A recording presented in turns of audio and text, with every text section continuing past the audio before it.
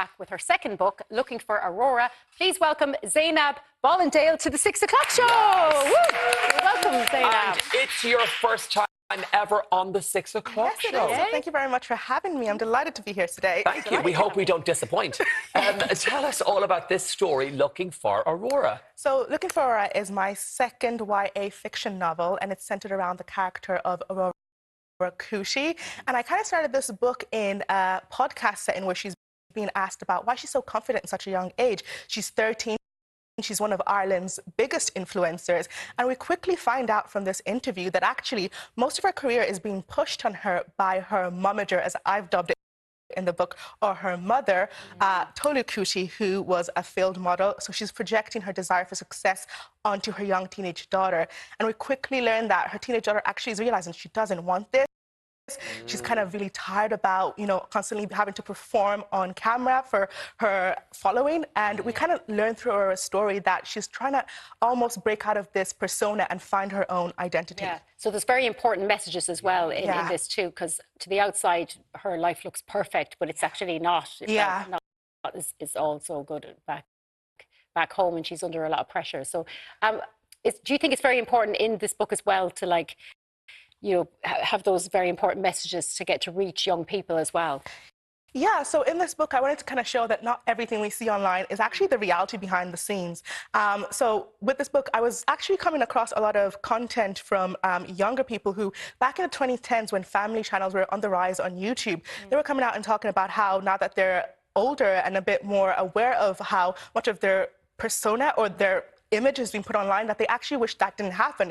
So I try to bring that topic in an Irish context and see how I could kind of explore that and highlight that, and also kind of show teenagers that, you might be envious of someone who looks like, they have all the followers, all the fame, all the brand deals, but sometimes things aren't always the same way at home. And through Aurora, we learned that, she's almost the breadwinner for her family, even though that's not really admitted by her parents, and how she's questioning all of this and what she actually wants for herself. We've seen this play out for real, in Hollywood and in LA, and we've seen young pop stars, actors having issues with their family from doing exactly this.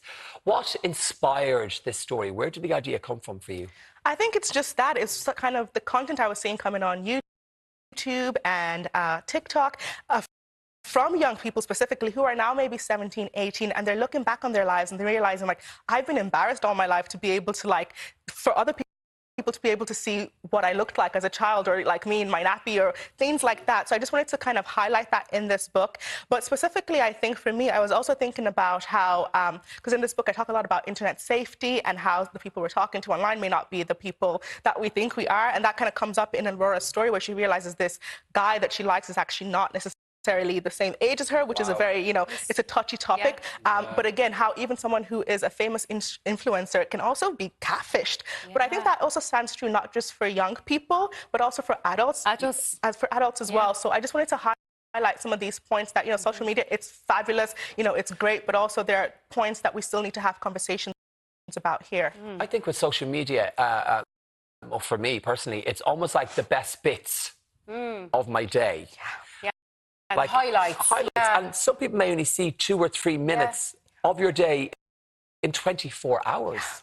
But again, you never quite know who's watching and what their intention is. And that's very important. Even in this book, there's a scene where Aurora kind of makes this new friend online, and she's reluctant to tell her that she's actually Aurora from, Instagram and all that kind of stuff. And when the friend finds out, she's like, oh, you're this XYZ. And she's like, actually, that's not me. That's just what my mom puts online about me. This is what I'm actually interested in. I'm into art, I'm into books, I'm into all of these things. But again, I think people sometimes project their expectations of what they think you are versus who you really are.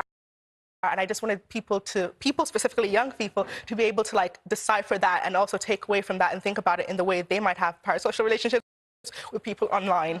And this is your second book. It is, so are you constantly coming up with ideas for other books, or are you just concentrating one book at a time? I'm always away with the fairies. I'll just say that right off the bat.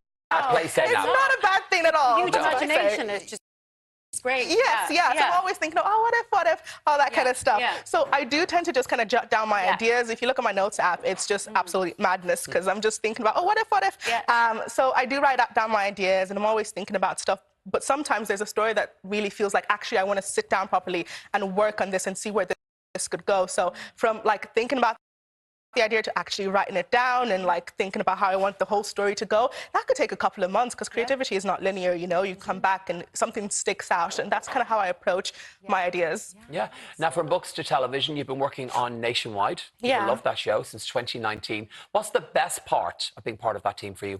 I think for myself, I think it's very rare journalistically to work on a program where you can kind of actually explore things that you find really, really interesting. So I tend to cover a lot of youth, culture, arts, and community stories. And it's been great because I get to go out and meet people every week and talk about things that they're passionate about. And they're usually quite happy to share it with you. And for me, just being able to go around and meet people across Ireland in different towns. Like last week, I was in Leitrim, Ballymore. Like, there's no other reason I would be in Leitrim, Ballymore. No offense to the people of Leitrim, but it's lovely because you get to see different parts of Ireland and you get to meet people, and they're just so happy to share with you about what they're working on, especially craftspeople and artistic people. So that's a highlight for me. Yes, and thank you for joining us on 6. We hope we impressed you with your first time. Did we pass the test? It's been lovely. It's been lovely. Yes, you passed. All flying colours. Thank you so much, Zainab.